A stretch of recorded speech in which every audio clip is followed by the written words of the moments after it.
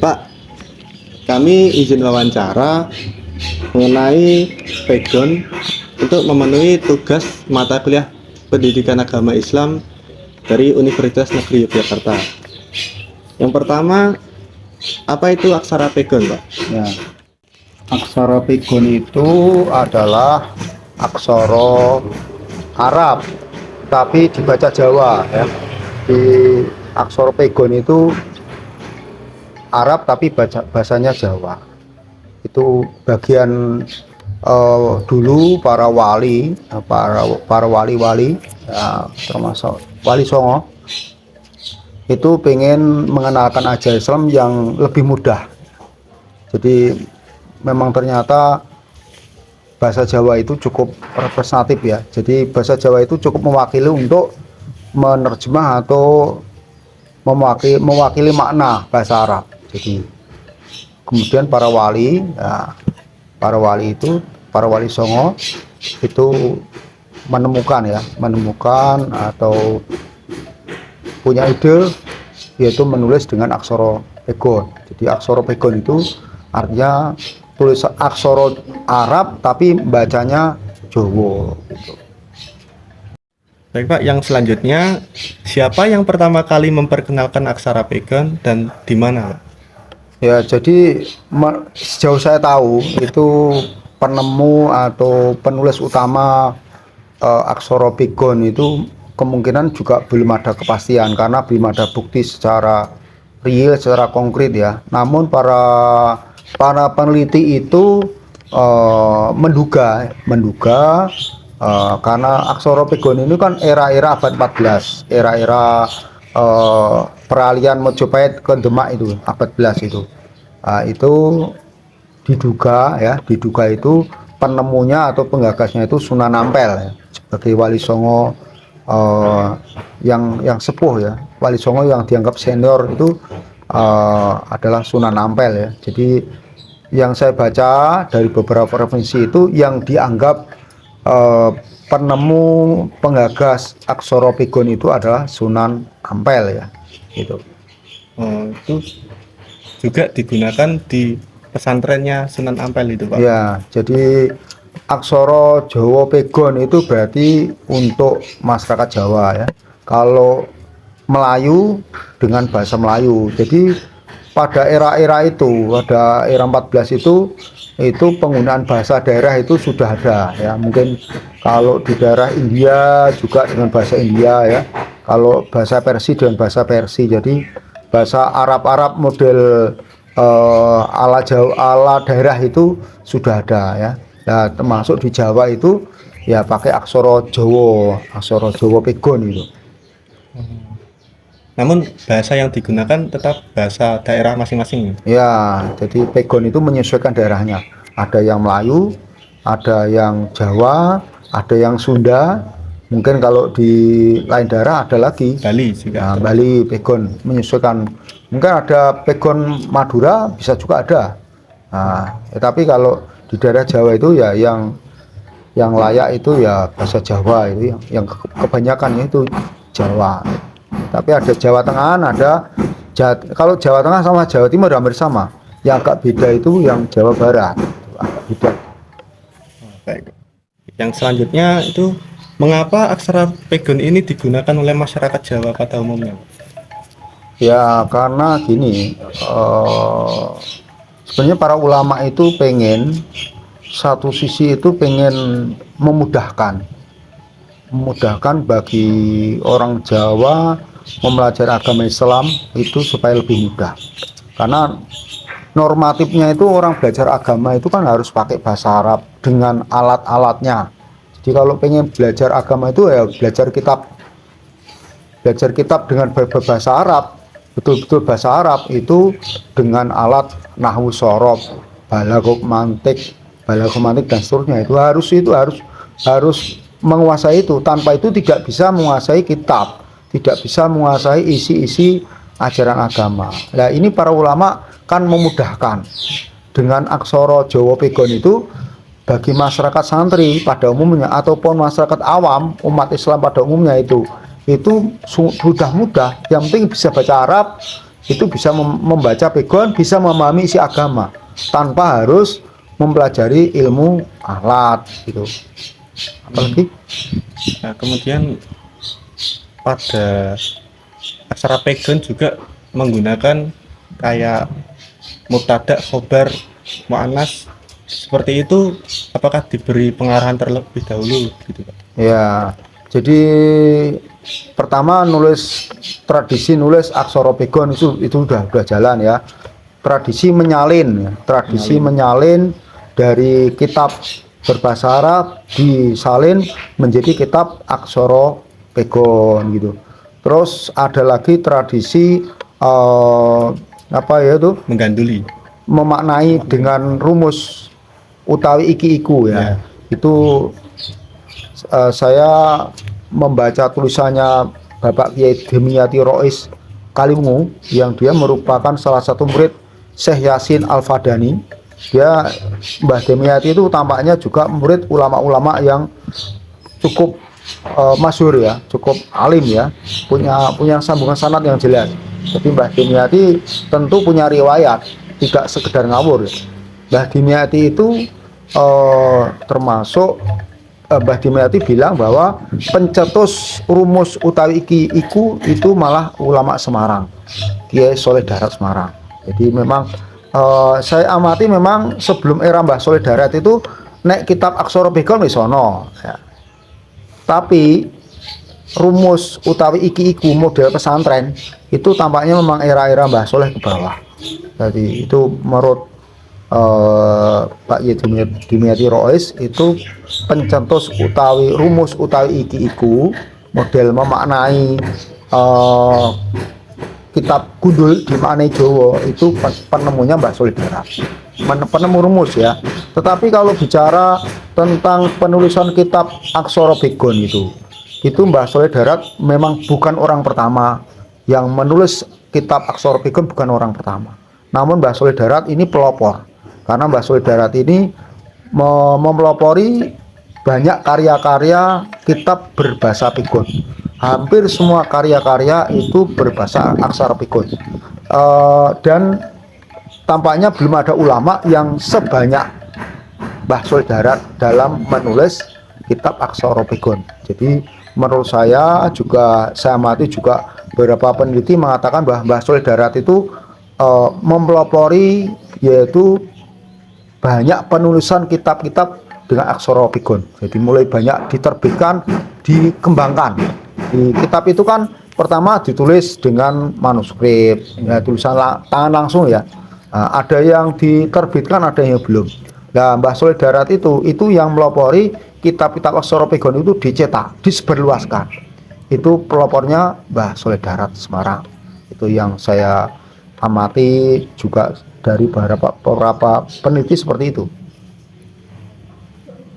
Apakah ada contoh-contoh kitabnya, nama-nama kitabnya Ya, apa aja?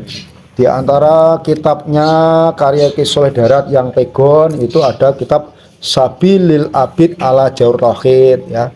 Ini Mbah Soleh Darat ini menerjemah dari kitab Jaur Tauhid. Nah, dari siapa ini? Syekh Bajuri ya, dari Syekh ulama Al-Bajuri. Mbah Soleh Darat menerjemah kitab Jaur Tauhid menjadi kitab Sabilil Abid ala Jaur Tauhid. Ini satu. Kedua ada kitab Minhajul Atqiya ya. Ini kitab merupakan terjemah dari apa itu? Hidayatul Atqiya ya. Jadi Mbah Soleh Darat namanya kitab Minhajul Atqiya. Ini menyarai kitab yaitu Kafiatul Atqiya. Ini. Kemudian yang lain Mbah Soleh Darat menerjemah meringkas. Jadi menerjemah tapi meringkas, tidak semuanya ya. Ini mengambil sepertiga dari kitab Ihya Ulumuddin. Ini jadi kitab Munjiat. Ini semuanya berbahasa Arab pegon ya. Ada lagi kitab Matnul Hikam. Ini Mbah Soleh Darat ini juga menerjemah, juga menyarai, meringkas dari kitab hikamnya Ibnu Athaillah. Ada lagi kitab Majmu' Syariat. Majmu' Syariat Ini juga karya Ki Solidarat Semarang ya.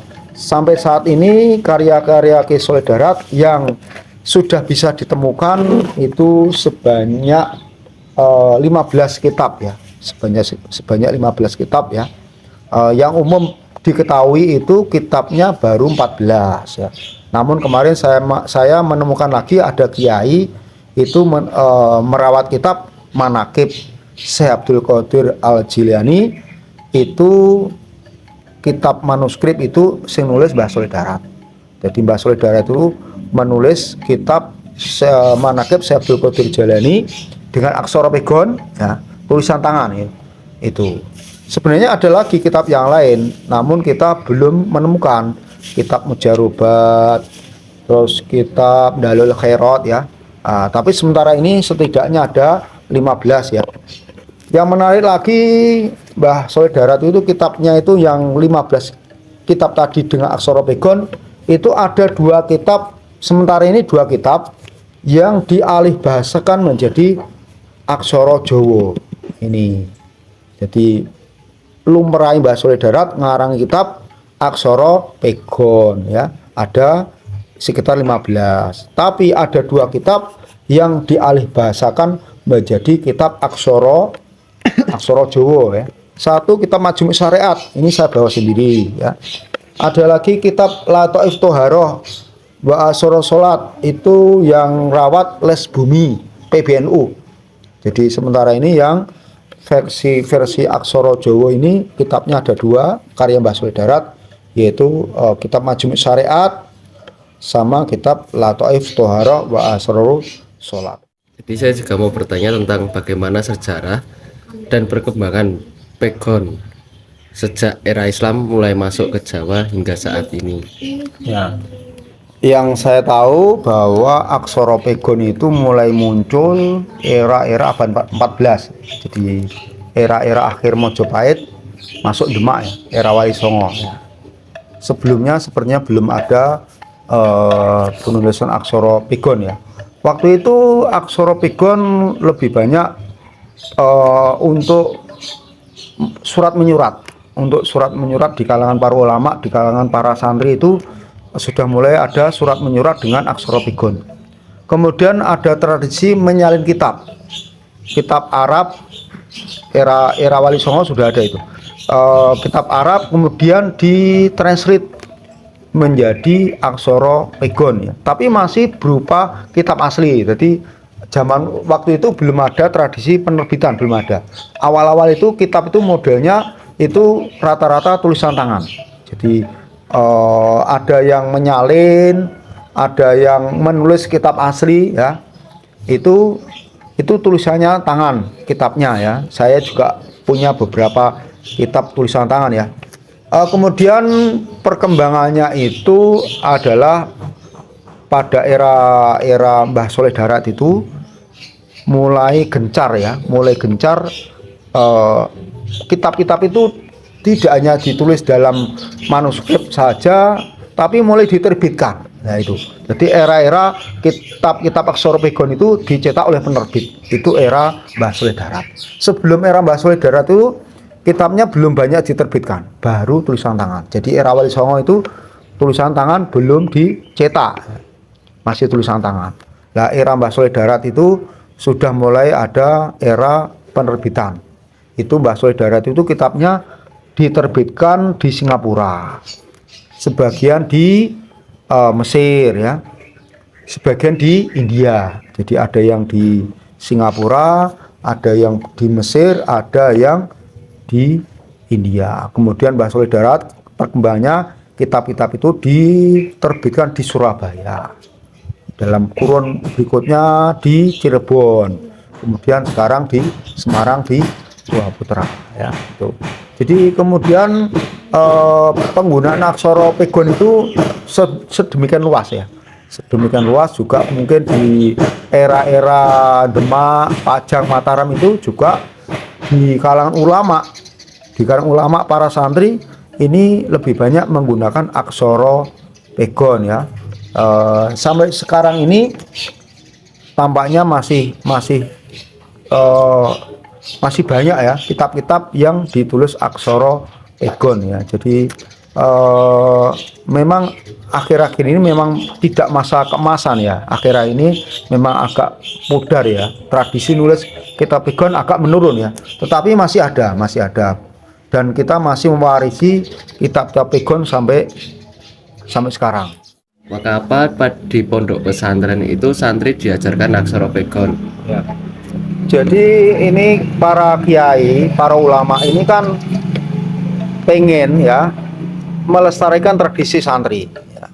Kalau semula kiai ini kan pengen santri-santri itu langsung diajari ilmu alat ya. Jadi pengen bisa menguasai kitab kuning, kitab gundul ya, kitab asli ya. Namun para kiai itu mengenalkan tradisi penerjemahan itu dengan tradisi yaitu rumus utawi iki-iku ya. Utawi itu berarti untuk mubtada ya toh. Iku itu khobar ya. Nah, terus misalnya sifat itu pakai shot ya. Terus misalnya eng dalam itu dorof pakai dot misalnya. Itu rumus-rumus yang menurut Mbah Dimyati itu penemunya Mbah Ki Soleh Darat ya. Kemudian para kiai tidak hanya menemukan rumus untuk mentranslate ke Jawa atau aksara pegon, tapi para kiai kemudian juga mentradisikan menerjemah kitab atau menyalin kitab itu dengan aksara pegon. Jadi ada sebagian cuma nerjemah apa adanya, ada sebagian ya diterjemah, juga ada syarahnya, ada komentar-komentar, ada yang murni mengarang kitab pegon dengan pegon ya. Itu para kiai itu ingin melestarikan tradisi santri. Jadi yo ono Arabe, yo ono Jawa nih. Jadi melestarikan tradisi santri, tapi yang mudah dipahami di kalangan masyarakat, termasuk santri. Jadi gini, kalau santri itu mungkin umurnya masih belia, mungkin umurnya 10 tahun sampai 20 tahun sampai 30 tahun ini masih dipacu untuk bicaraan santri itu menguasai kitab gundul. Bicarane iso memahami kitab yang asli dengan ilmu alat. Namun nek santrine kuwi rodok dedel utawa umurnya sudah lewat, umurnya sudah di atas 30 tapi maca kitab kuning kok angel ya. Jadi ono santri wis rada tuwa pengen memahami kitab kuning kok angel ya, itu satu. Yang kedua nih ono santri ora pating alim umure 40 tahun. Nah inilah solusinya kiai, cukup dengan membaca kitab pegon ya. Jadi kitab pegon itu untuk memudahkan para santri yang kesulitan membaca kitab kuning atau membaca kitab asli itu dimudahkan dengan pegon itu. Jadi itu saya kira itu. Metode pengajarannya mungkin apakah para santri itu disuruh analisis sendiri atau dituntun satu persatu oleh kiainya gitu. Ya. Jadi cara pengajarannya kiai itu pertama dengan privat ya, dengan sorogan ya. Jadi satu persatu tentu diberi bekal ya, tentang bagaimana ilmu nahwu sorob ya, ilmu nahwu sorob itu juga dibekali ya. Kemudian kalau bicara aksara pegon dibekali rumus-rumus ya. Jadi aksara pegon itu Arab, yang Jawa itu kan ada rumus-rumus, misalnya kalau G itu kaf titik 1 misalnya. Kalau eng itu ain ada titik 3 misalnya. Kalau P itu fa pakai fa itu titik 3 itu misalnya itu. Itu tentu santri akan dibekali secara privat ya. Kemudian juga diajarkan secara klasikal, secara Bandungan ya. Para santri juga diajari untuk membaca kitab secara bersama-sama. Kiai membaca, santrinya juga mendengarkan. Namun ada kalanya seorang santri juga diberi kesempatan untuk membaca, disimak sama kiai. Jadi itu metode yang efektif itu tidak hanya klasikal, tidak hanya Bandungan mendengarkan kiai membaca, tetapi ada tradisi juga, tradisi sorogan bahwa santri yang disuruh membaca, ya, suruh membaca kitab yang disimak oleh kiainya. Tadi disebutkan ada yang namanya syarah. Syarah itu apa, Pak? Syarah itu jadi tidak hanya terjemah, ya. Kalau terjemah itu mestinya itu hanya apa adanya. Jadi teksnya nadom suatu kitab itu diterjemah apa adanya. Kalau mensyarah ini kan kayak tafsir itu. Jadi diterjemah, ada syarah itu berarti ada penjelasan-penjelasan. Itu syarah itu penjelasan-penjelasan dari teks asli itu diterjemah kemudian disarai, dikembangkan. Itu namanya syarah. Contohnya misalnya di karya ilmiah itu mengutip dari siapa terus diperjelas lagi. Ya, mengutip pendapatnya siapa, kemudian diberi komentar-komentar, dicari rujukan, ya, dipertajam, ya, dari suatu teori. Nah, dari suatu teori itu nanti dikembangkan dengan beberapa data-data pendukung, itu namanya syarah. Baik, terima kasih. Nah, ini saya kasih contoh direkam, ya. Ini bagaimana Mbah Soleh Darat itu memberi contoh tentang pentingnya membaca, pentingnya kitab Pegon. Itu saya bacakan nanti, ini menjadi bukti bahwa Mbah Soleh Darat ini betul-betul punya jasa dalam hal ini, pengembangan kitab Pegon, ya. Kitab Sabilil Abid ala Jaur Tauhid, ya. Syekh Ibrahim. Nah, ini pengarang aslinya Syekh Ibrahim, Jaur Tauhid. Kemudian diterjemah sama Mbah Soleh Darat. Sebenarnya kalau ulama itu memang adabnya tinggi, memang bahasanya terjemah.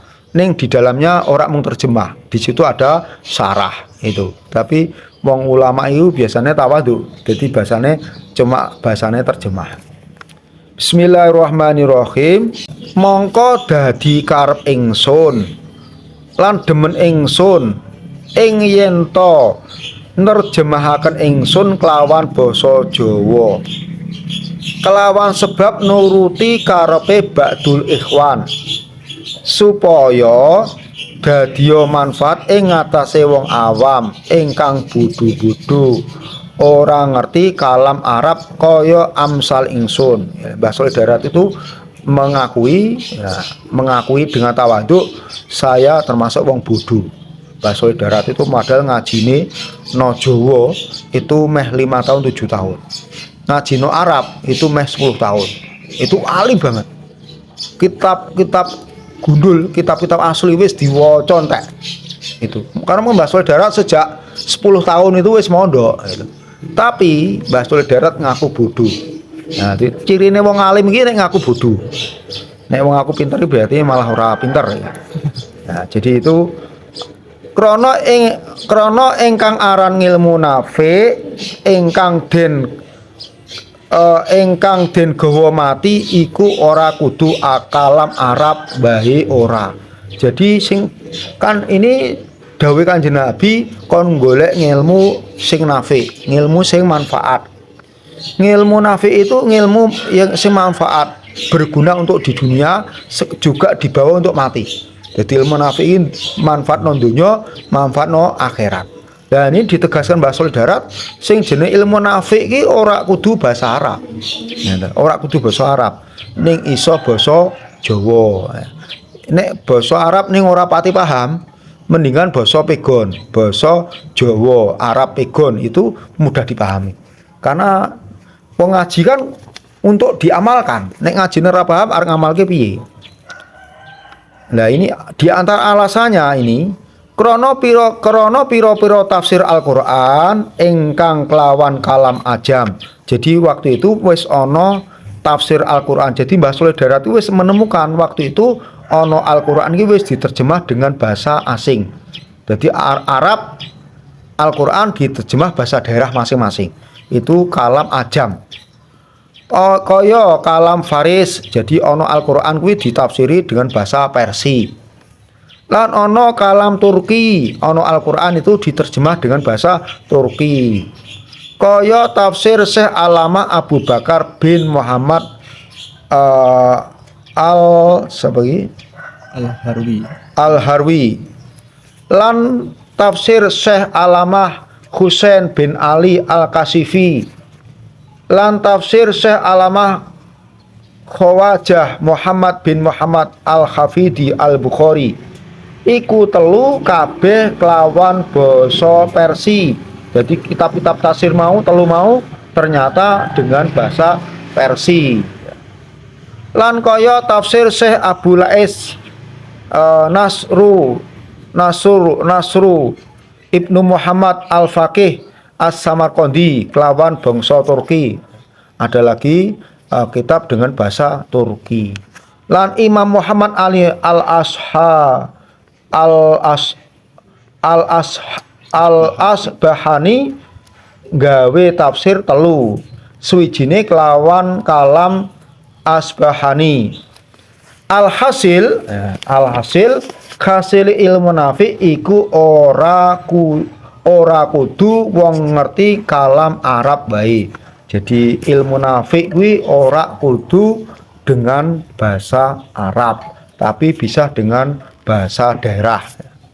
Bahasa sesuai daerahnya masing-masing. Mulane dadi ingsun nejo gawe terjemah iki kitab Jawhar Tauhid kelawan ingsun terjemahaken kelawan basa Jawa. Netepi kelawan ingsun ijiaken kelawan nadom. Jadi ini Mbah Soleh Darat itu alasannya mengarang kitab itu memang waktu itu sudah ada penulisan kitab-kitab dengan bahasa-bahasa daerah di beberapa negara. Dan di situ ditegaskan Mbah Soleh Darat memang ilmu nafi itu tidak harus dengan bahasa Arab ya. Kemudian di dalam kitab ini di dalam kitab Hidayatul Rahman ini juga ada penjelasan kenapa perlunya kitab basa Jawa, kitab basa Pegon ya. Ini untuk memudahkan orang awam, karena bagi kita orang Islam ini kan wajib mempelajari ilmu fardhu ain.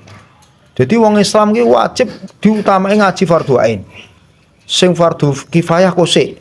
Fardhu ain wis tutuk nembe ngaji ngilmu fardhu kifayah. Ilmu fardhu ain itu apa? Ilmu tentang ilmu tauhid, ilmu akidah itu utama. Sing disikke menurut para ulama ngaji ilmu tauhid. Yang kedua ilmu tentang fikih, tentang hukum-hukum, tentang muamalah. Yang ketiga ilmu akhlak. Nah ini orang tua ini darurat untuk belajar ilmu fardhu ain karena orang tua ini harus nuntun anak-anaknya. Nah, orang tua itu yang punya anak itu darurat harus ngaji ilmu fardhu ain. Lah nek ora iso maca kitab kuning, ora iso maca kitab Arab, yo digampangke maca kitab Pegon. Jadi ini kitab Pegon nulungi wong tua. Wong tua ditanggung jawab anak, nuturi anake, nuntun anake, ya ini ditulungi dengan maca kitab Pegon. Satu. Yang kedua, kalau menurut Kanjeng Nabi dalam suatu hadis yang artinya orang itu kalau sudah berumur 40 tahun, ini orang itu harus punya kejelasan, arah hidupnya harus jelas. Umur 40 tahun kok arah hidupnya ora jelas. Ini ngalamatnya sok mbene mati, kuwi biasane ya ora jelas. Jadi umur 40 tahun kok arah hidupnya masih gladrah, urung religius, iku biasanya nek mati ya kaya ngono kuwi. Nah, lah ini kalau sudah umur 40 tahun kok ora tahu nyantri, ya tak nek nyantri ya setahun 2 tahun, basar urung mati dong. Lah padahal wajib ngaji ilmu fardhu ain mau.